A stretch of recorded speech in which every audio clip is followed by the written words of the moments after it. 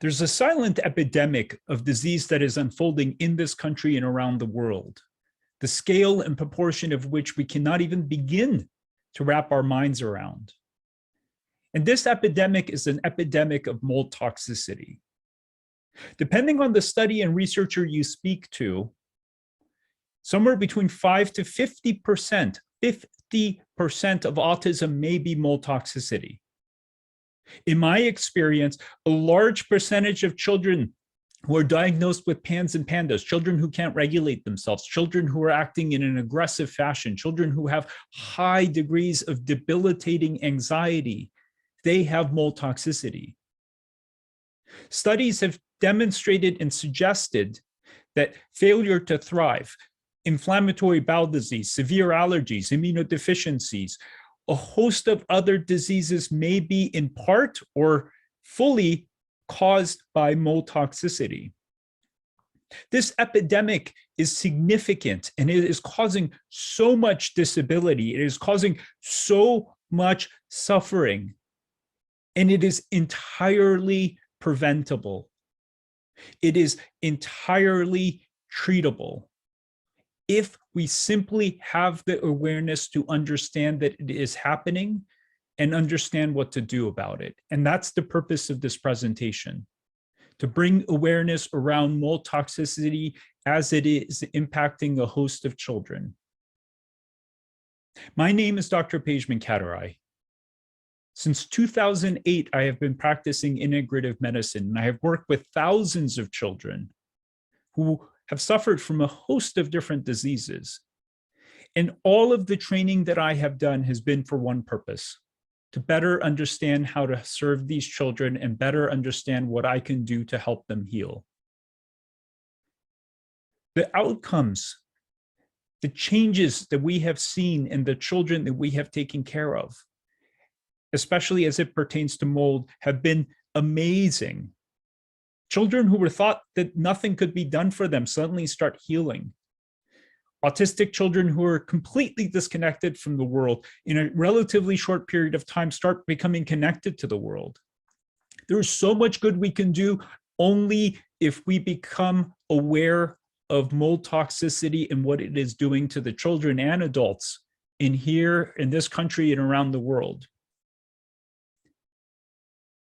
Before I start, I want to give a tremendous degree of thanks to all the brilliant teachers that I have had who have allowed me to be here.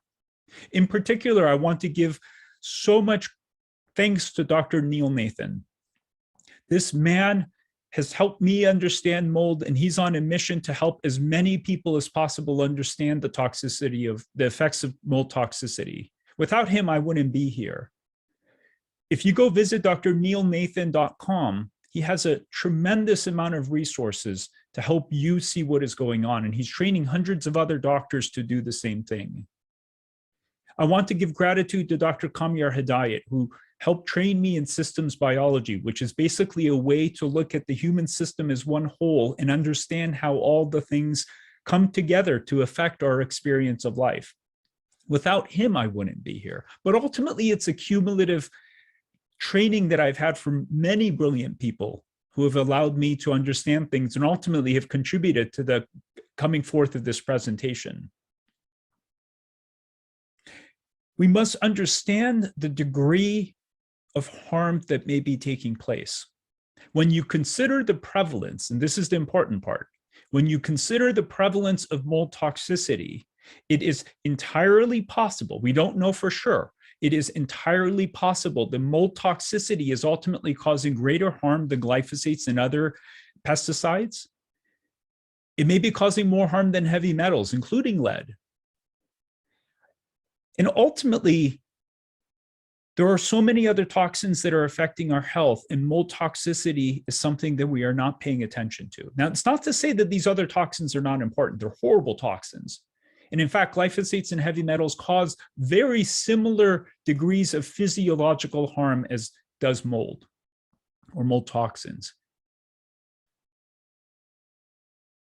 The big difference is, while we are finally paying enough attention to lead toxicity. We're starting to understand mercury toxicity, arsenic toxicity. We're talking about glyphosates. People are starting to buy organic foods when they can.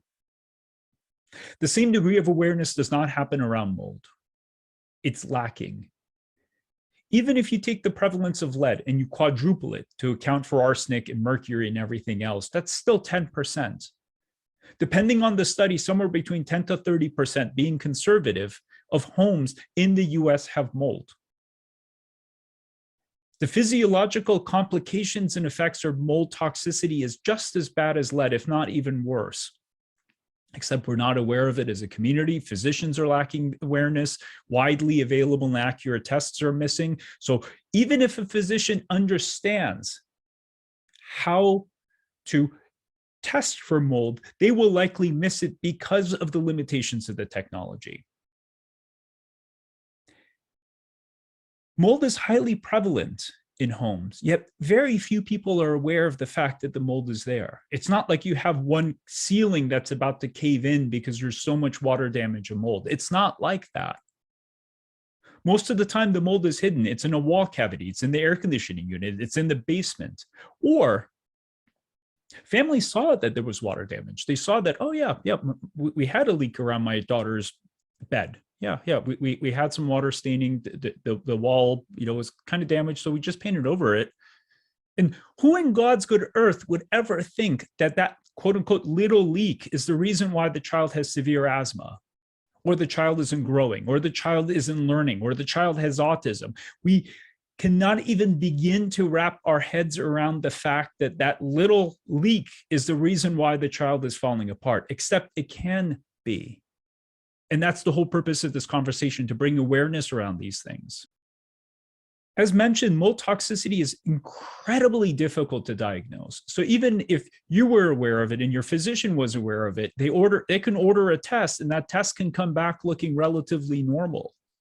For me to diagnose with a high degree of accuracy mold toxicity, I have to use 3 different tests from 3 different labs, because oftentimes one of those 3 tests, if not 2 of those 3 tests, can miss it. So our technology is tremendously lacking. And there is so much more we need to do to increase our diagnostic accuracy, especially as it comes to detecting mold toxicity in children. If environmental toxins are what load the gun, mold toxicity is what pulls the trigger. So these other toxins are horrific. They cause awful things to happen within the body, and they erode the microbiome, they erode the mitochondria, they compromise detoxification.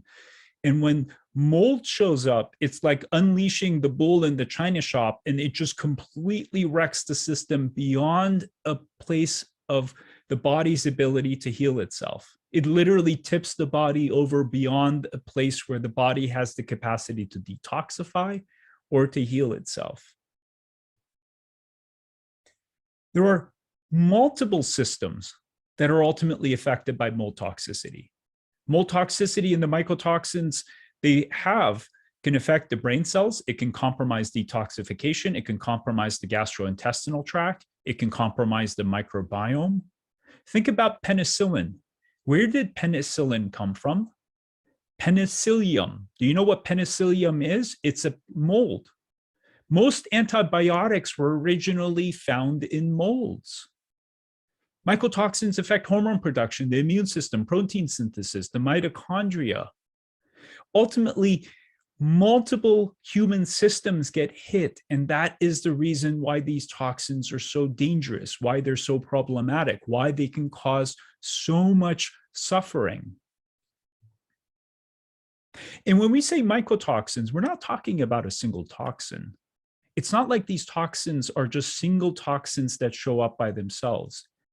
When we have water damage, ultimately you get the presence of multiple toxins. And along with these mycotoxins, there's like a party of toxicity that starts showing up, because you start getting bacteria that start growing in that environment. And then the bacteria start producing toxins, and you get these weird things like lipopolysaccharides, which then cause gastrointestinal inflammation. So it is not just a single man show. It is literally like an entire orchestra of toxicity unfolding at the same time, causing a profound degree of harm at levels that seem to be insignificant. And this is the point. When you hire a mold inspector, that mold inspector is coming to see if there's some kind of catastrophic mold damage. They're looking to see if your ceiling is about to collapse. They don't look at the tiny little bit of mold that may be by your child's bed to say, oh, that's a huge problem. They're like, no, that's legally not significant. OSHA tells us not to worry about that.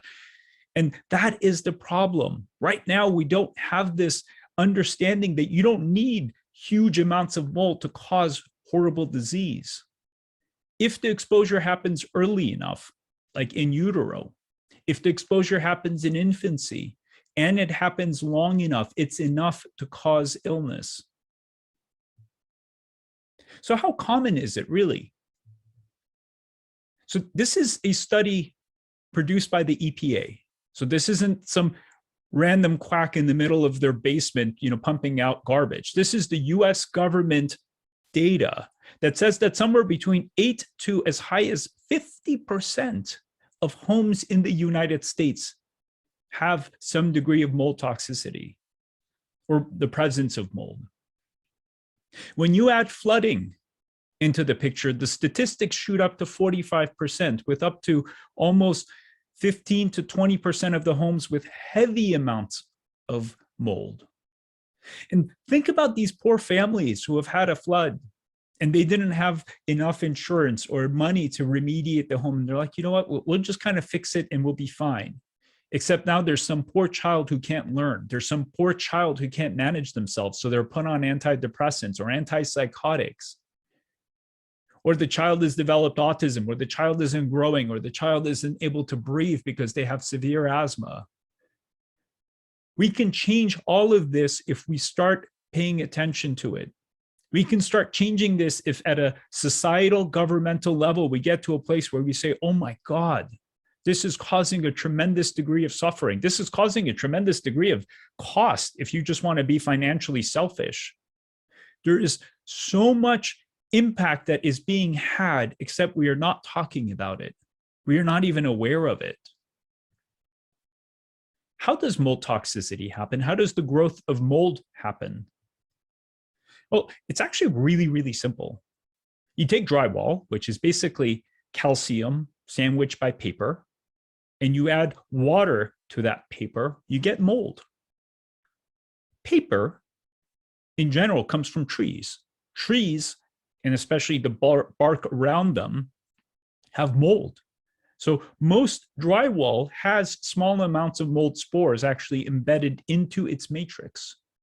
So when you add water to that, guess what happens? You start getting mold. And you only need 40 to 50% relative humidity to allow mold to start growing. And again, we're thinking like, okay, it's obvious, you can see it. No, you can't. I've had families where it was a beautiful new home, less than 2 years old, except the genius that set up the air conditioning unit somehow forgot to hook up the drain. Or a family that just did a beautiful remodel of their home. They had a basement that wasn't completely taken care of, and their air conditioning, brand new air conditioning, was sitting in that moldy basement, sucking in air from that moldy basement and pumping it into the brand new home. It is so easy to miss. And just because you have a new home doesn't mean that it's impossible to have mold. It's entirely possible, and I've seen it countless of times. What complicates things is that 20, 30 years ago, we had leaky homes. We had windows that didn't seal properly. We had doors that didn't seal properly, and air was just constantly flowing through the home. As we have worked to create more energy efficient homes, and it's fantastic that we have energy efficient homes and we're not wasting energy. But as we have created these energy efficient homes, we have essentially created closed systems. These homes do not breathe. That's how they have their energy efficiency. They don't breathe. The same air that's in the home stays in the home always, and it keeps recirculating. So if you have mold toxicity, guess what happens? These molds continue to circulate within the home, and the levels keep building up because there is no exchange. These toxins have nowhere to go. And even if you have a HEPA filter in your air conditioning unit, or you have an HEPA filter running, unless that HEPA filter is basically a hospital grade HEPA filter, these mold toxins that are the size of viruses, can actually escape these HEPA filters. So they just keep circulating.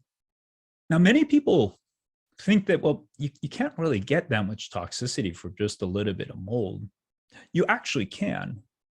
Studies have demonstrated that just inhalation of these toxins over time is sufficient to cause systemic illness. You can get significant elevations in the bloodstream just by inhaling these toxins. What about mycotoxins in foods? Because people say, well, you can't really get that much mycotoxicity from food. And it's actually true, except it turns out that certain mycotoxins like ochratoxin and zearalenone have not been regulated by the US government. So there's actually no upper limit in terms of how much of these toxins could be present in mold. And while we don't think food mycotoxins are the primary reason why we are seeing such an issue, they cannot be ignored. What complicates things further is that if you have grains, such as corn, which is what is fed primarily to the animals, and that grain is stored in a silo, and let's say there's heavy rains, let's say there's flooding. Maybe the silo itself didn't get, waterlogged, but there was a tremendous degree of water around that. And humidity levels got up beyond 40–50% for a long enough period of time. Guess what happens to those grains? They become moldy. Guess what those grains are fed to? The animals we consume. Guess what gets concentrated in milk? Mold toxins. Mammary glands, animals included, filter what is in the blood. And they ultimately end up concentrating whatever toxin is floating around. And these studies, primarily from the EU, have demonstrated that these mold toxins could be widely prevalent in milk. But it's not just milk. You ultimately get grains and other foods that are a problem. And quite a while ago, I used to keep finding it really interesting for families to say, like, yeah, when I cut out gluten and dairy, after a few months, I just felt so much better. I was more clear-headed. I had so much more energy. I just felt lighter. And even in the children on the spectrum, even with children who have learning issues, what do we say to families? Cut gluten and dairy out for 2 to 3 months to see what happens. And we've always thought that that's an immunological reaction, except when you actually look at the science, delayed sensitivity reactions don't take months to clear, they take weeks to clear. So even though these foods are probably causing immunological harm, I'm not saying that it is not. One of the other mechanisms through which they may be causing harm is actually through the toxins that they are introducing, the mold toxins that they are introducing into us. This is the part where, as a pediatrician and as a father, my heart breaks. Mycotoxins concentrate in breast milk. Mycotoxins pass through the placenta.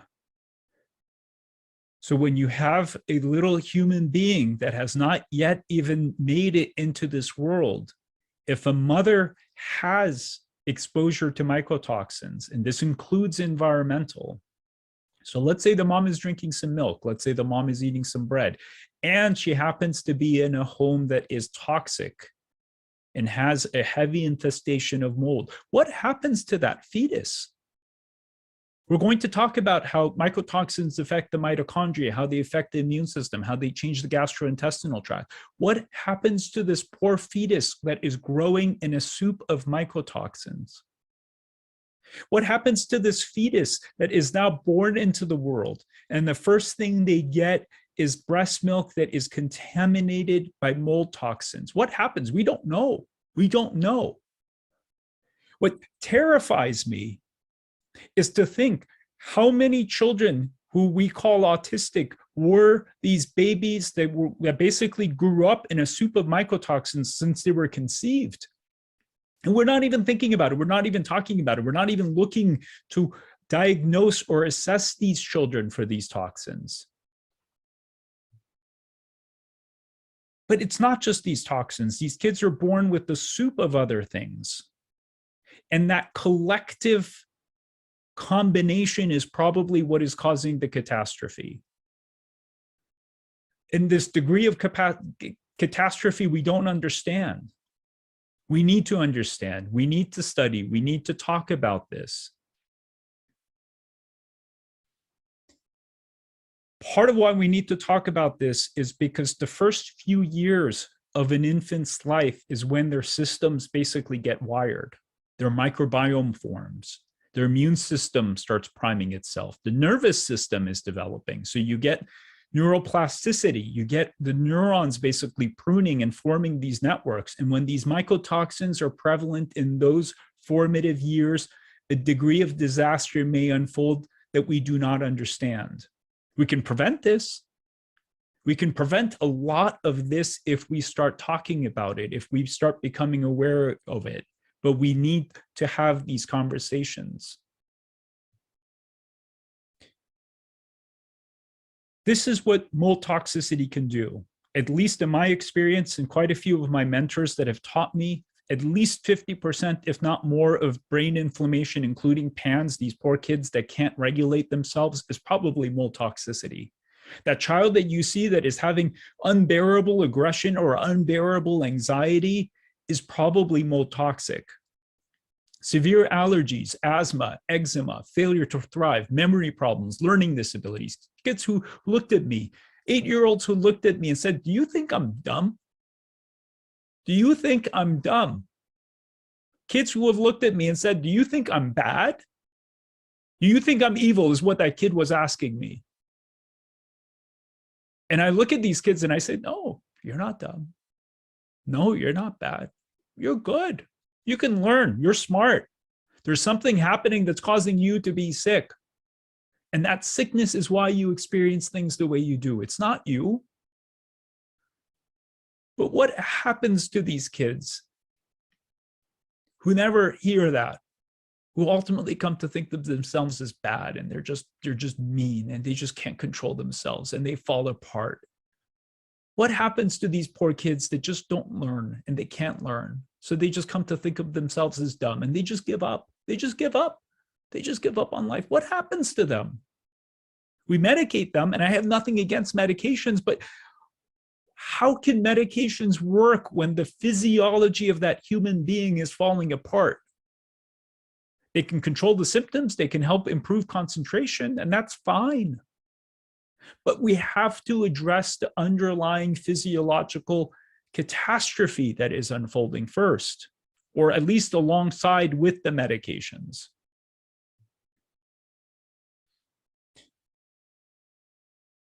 Studies have found that children who are on the spectrum, generally speaking, have higher levels of mold toxins than children who are not. And there are a small number of studies coming out that are saying, hey, autism, to some extent, we don't know this extent, may be tied to mold toxicity. In adults, mold toxicity can show up in a host of different ways. It could be allergies, bronchitis, chronic fatigue, chemical sensitivities, adults who are basically allergic to the entire world, adults who can't handle perfumes or colognes, who can't handle chemicals, adults who have thyroid disease, weird muscle pains. God, my body hurts all the time. All of these could be tied to mold toxicity. Before we move into this next section, we just need to understand the limitations of the data that we have. So all the data that I'm presenting are either based on animal studies or basic laboratory studies. Sadly, the human studies are lacking. We don't have that information. But these studies are compelling. This was a rat study that was done, and they looked to see what certain mycotoxins do to the rat's immune system, specifically the offspring's immune system. So they took these poor pregnant rats and they injected them with these mold toxins.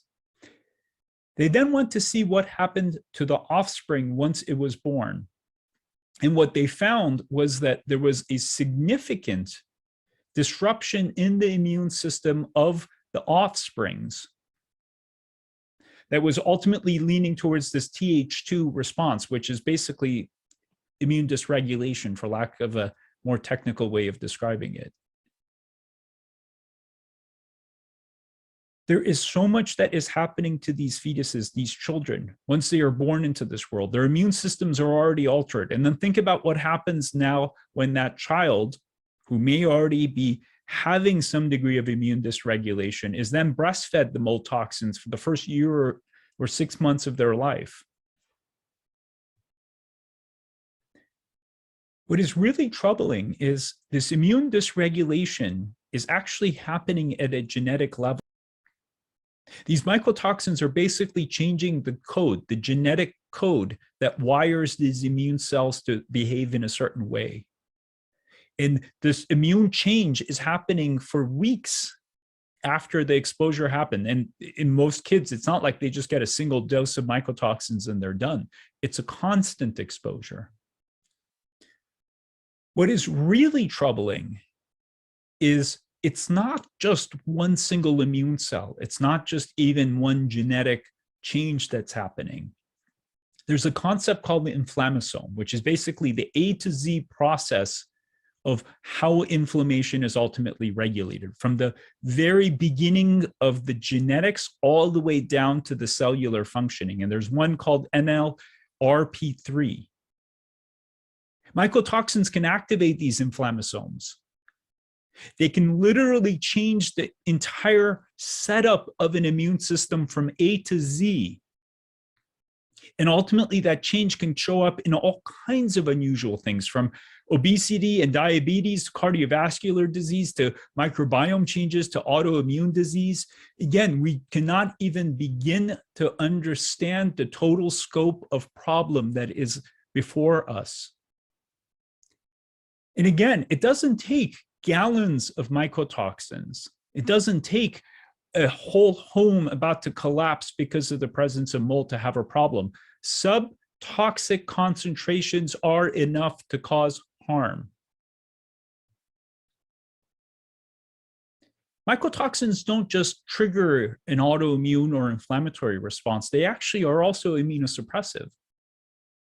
For those poor people who have to get an organ transplant, like a heart transplant, they're often put on a medication called cyclosporin. Cyclosporin. This medication was derived from a mold, and it turns out that certain molds, like Stachybotrys, which is the classic black mold, can actually create compounds that act like cyclosporin. For the longest time, I would get children, the sickest of my children that I take care of, they would have these weird low white blood cells. And I kept scratching my head like, why does this kid have a low white blood cell? I'd send them to infectious disease specialists. They work them up. They're like, we don't know. Everything seems fine. Their immune system, they're not immune suppressed. We don't know. Mold toxins can cause white blood cells to be decreased. And in at least 10 to 20% of the kids that I take care of, when I check them, they have low white blood cells because of the mycotoxins. What happens to detoxification? Well, it turns out that heavy metals and certain other compounds, and especially mold toxins, suppress the production of glutathione. They literally shut down multiple enzymes that we need to produce glutathione. What the heck is glutathione? It's only the most important antioxidant that our body has. It's only the most important compound that the liver uses to detoxify.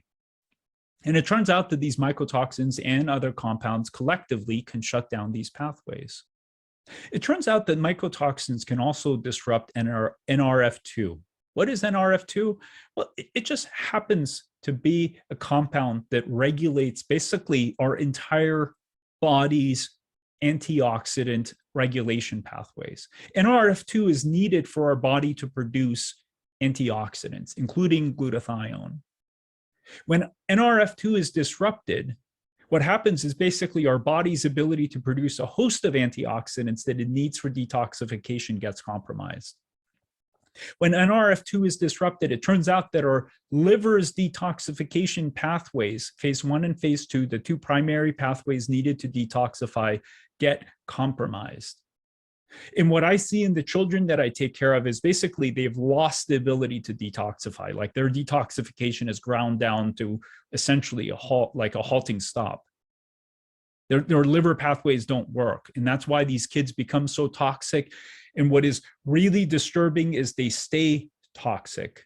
I've had families that were, their kid grew up in a moldy home for the first 2 or 3 years of life. And now the kid is 7. And I'm checking them and they're still toxic. And the parents are like, that exposure happened 4 years ago. And I say, I know it happened 4 years ago. And 4 years ago is when your child lost the ability to detoxify. That is how problematic these toxins are and how complicated this conversation is and why we need to be paying so much attention to it. What about the mitochondria? What about metabolism? Well, the mitochondria are basically these little generators we have. So we eat foods, carbs, fats, proteins, and the body ultimately takes these fats and proteins and basically runs it through a refinery. It's called the Krebs cycle. The refinery ultimately takes the refined gasoline and ultimately pumps it into a generator, and that generator is the mitochondria. The mitochondria take this gasoline, this refined gasoline, and basically start running their little wheel and then ultimately produce electricity, which is what we call ATP. ATP is essentially the currency of life. It is what we need to be alive. It is what we need to think. It is what we need to learn. It's what we need to detoxify. It gives us energy to move around. It gives us vitality. ATP is vitality. Ultimately, multiple parts of our generators, the mitochondria, as you can see in those areas, are compromised when mycotoxins are present. What's more troubling is that mycotoxins actually affect the membrane. So imagine the generator's housing starts falling apart. The generator starts producing a leak, and whatever electricity that it's producing gets leaked out. So ultimately, the amount of electricity that's coming out of that generator is significantly less. Except our bodies are not simple little generators. It turns out that when the mitochondria become compromised, you get a cascade of events that could lead to cellular death. Literally, the cells say, like, holy cow, like everything is falling apart. We need to just shut this down. And literally, they destroy the cell that is dysfunctional to save the rest of the body. Except what happens when 10%, 20% of our mitochondria are having this? How clearly would you think if your mitochondria are not present to power your brain cells? How well would you feel? How exhausted would you feel if your mitochondria can't power your vitality? What is most troubling is it's not just the generators that get compromised. The genetic code that is there to help the body repair the mitochondria, to help them regenerate, the expression of that genetic code gets compromised. So not only do the mitochondria get hit in potentially a really significant way, it turns out that the body's ability to repair the mitochondria gets compromised. So the system is literally stuck in a state of semi-dysfunction permanently because these mycotoxins, again, just keep lingering in the system. They keep recirculating, and they're constantly bathing the cells in toxicity. And when this happens, you get disruptions in metabolism. You get this weird thing called oxidative stress. And what is oxidative stress? It's basically cellular rust. The cells start rusting and falling apart. And then we wonder why some of these poor kids can't manage themselves, why they're just tired all the time, why they can't focus, why they can't concentrate, why they're not happy. Who would be happy if their entire everyday existence was of exhaustion, of depletion, of overwhelm, because everything in life is too hard? Think of the time you had the flu. Think of how just depleted and just awful you felt.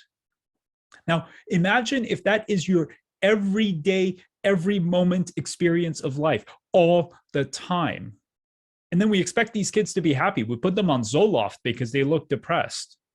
We put them on Ritalin because they can't concentrate. Well, yeah, those medications are fine, but if you are depleted, if you are exhausted, then shouldn't we address what is causing that exhaustion?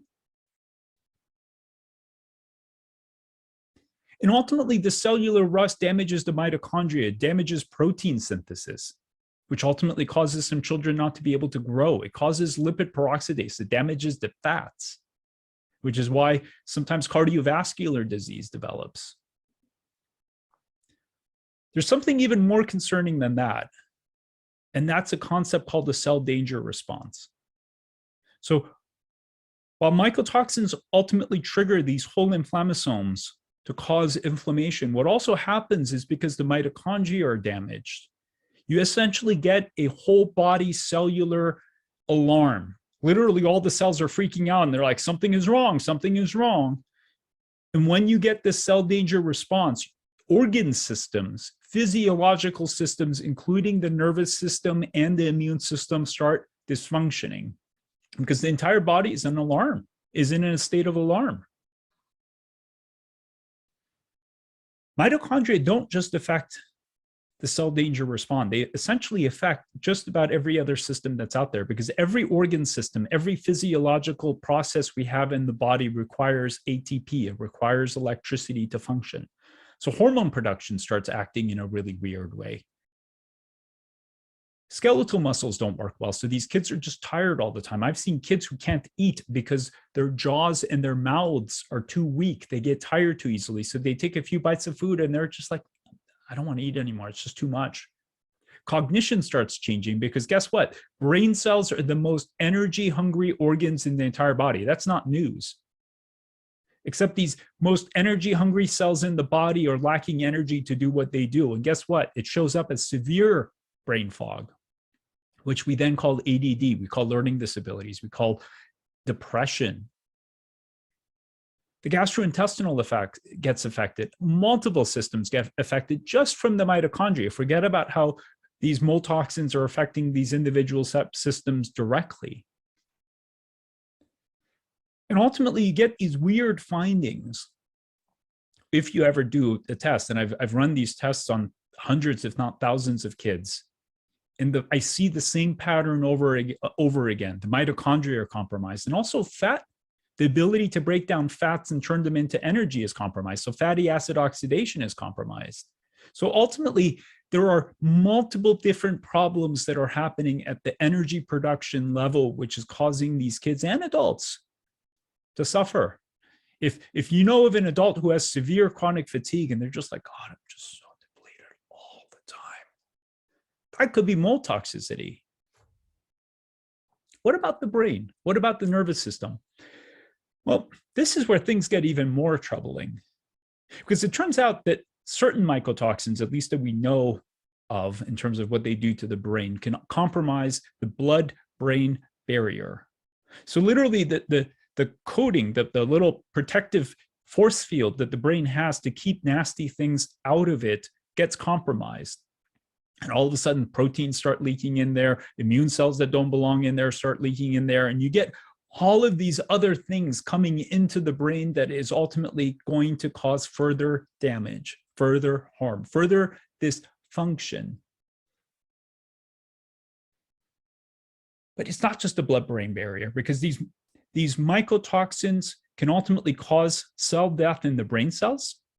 They can ultimately change neuroplasticity. They literally can change how the brain gets wired, which then causes all kinds of awful things. And if you look at neuroplasticity in autism, you see that that's one of the things that they're looking at. Like, why do these kids lack neuroplasticity? There are so many things that can happen. Direct brain inflammation from these mycotoxins. And this was one study that was beautifully done looking at a host of children that grew up in mold toxic homes. So this was actually a human study. And what they found is that these children who had mold exposure had a much higher degree of autoimmunity against their brain cells. Basically, their immune cells were attacking the brain cells. Their immune cells were attacking the coating, the sheaths, the myelin sheaths on the brain cells. Can you imagine what happens if you have that unfolding in your brain? Who in God's good earth would feel good? Would you be connected? Would you be social? Would you be happy? Or would you be falling apart? Would the world seem overwhelming to you? Could you talk? Could you communicate? Would you want to communicate if this was happening to you? Of course not. And we throw these labels at these kids. Oh, that's anxiety, that's OCD, that's depression, that's autism. No, it's toxicity. It's toxicity that is happening at a profound level that we are missing. If that wasn't bad enough, the most common mold, Aspergillus, can produce this compound called ergotamine. What is ergotamine? Ergotamine is this compound that basically trips up adrenaline receptors in the brain. It basically causes the child to experience speed. It's like having speed. Your child is doing speed because of these mold toxins, or at least the toxins that they're producing. Can you imagine if you have speed and your brain is inflamed and you have mitochondrial errors and you're toxic? What would happen? We put these kids on some kind of anxiolytic. We put them on antipsychotics. There are 250,000 children, 250,000 children per year are prescribed antipsychotics. And I have nothing against the use of medications, but what in God's good earth are we doing if all we're doing is prescribing medications? What if these children have these compounds floating through their brain, causing them to completely flip out of their mind because they're basically on speed? And yet we don't even look for it. We don't even talk about it. And that's what we need to start doing. Ultimately, there are many other things that can happen, from vestibular changes to processing changes. These kids have weird tracking errors, which cause them to struggle to read. There are kids who have memory issues, problems with executive functioning, and half of these things, the ones that you see a K on, are things that I have observed in literally hundreds of children. These things are happening. They are right there underneath our noses, and we simply lack the awareness to understand what this all means. So ultimately, the child that can't focus or learn, the child that's tired all the time, who's weak, who's easily irritated or overwhelmed by the world, there's a reason why that is happening to that child. While it's well beyond the scope of this conversation, mold toxins can do all kinds of other awful things to the human body. They disrupt folate transport into the brain. They activate mast cells, which then release histamine, which then distort the sensory pathways. So you get kids who can't wear clothes, who can't tolerate sound. These kids have drops in IQ. They have seizure-like activity in their brains. You get disruptions of the microbiome in significant ways. Again, where did penicillin come from? Penicillium, molds. Studies have clearly demonstrated that the microbiome of those who are exposed to the mycotoxins are different. You get gut inflammation. Literally, the immune cells within the gut become activated, and ultimately you get this profound inflammatory response. You get a profound degree of intestinal permeability or leaky gut because these mycotoxins compromise the connections or junctions within the cells of the gut. And that's just the tip of the iceberg. And yet we need to talk about this more. Now, here's the silver lining in this conversation. Here's the beautiful part, the bright part of this. All of this can be prevented. All of this can be reversed and healed if we understand what is going on and we ultimately leverage the right tools to address it. I've seen this all with my own eyes. I've seen my own patients heal before my eyes with nothing that's super complicated. I mean, it's somewhat complicated, but it's not rocket science. You address the home environment. You bring in some supplements to help support detoxification. You build up the antioxidants. You do a few things to support the gut. And then ultimately you detoxify these kids and they get better. They get way better. This is one mom's experience. And I hope her words can really help you understand what this conversation could mean for millions of kids. And to go from not speaking yet to saying I love you that day was a really, really big deal for my husband and I. So we're seeing that.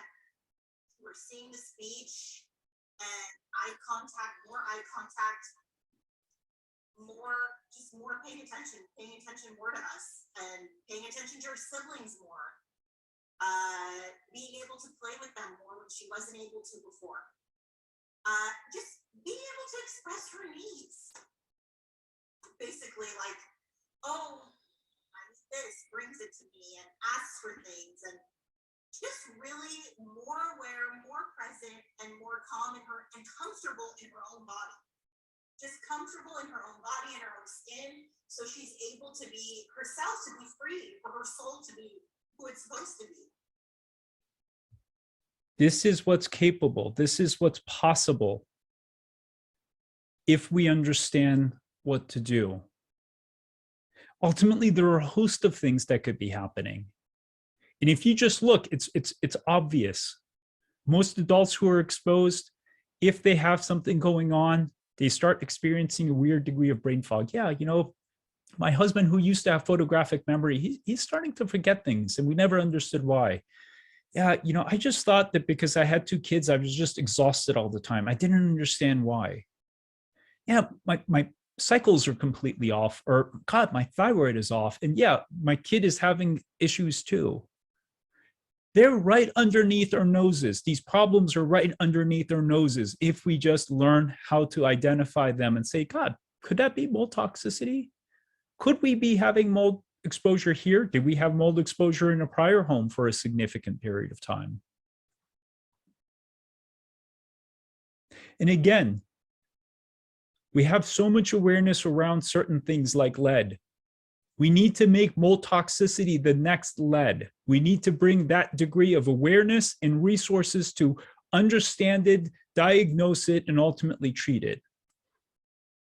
For more information on mold toxicity and how you can understand if it's there, and ultimately simple tests you can do at home to identify it, visit holisticminds.com/mold and put in your information, and you'll get a handout that I spent quite a bit of time developing to help you understand if this is happening. We can make a difference. We can change this conversation. And it all starts with awareness. So I hope this handout will help you understand if this is impacting your family. It will help you understand if this is impacting your child, and at least give you the first step you need at no charge to take the step to start the process in your child's journey, healing journey, in your family's healing journey. I also encourage you to visit Dr. Neil Nathan's website. That man is one of the most incredible human beings I have ever met. He's one of the most generous human beings I have ever encountered, and he is on a mission to change this conversation around mold. And he's the reason why I'm here. He's the reason why we're having this discussion. So with that, I thank you for watching. I thank you for taking the time to learn. And I hope together we can make a difference in the lives of millions of children. You be well. This is Dr. K.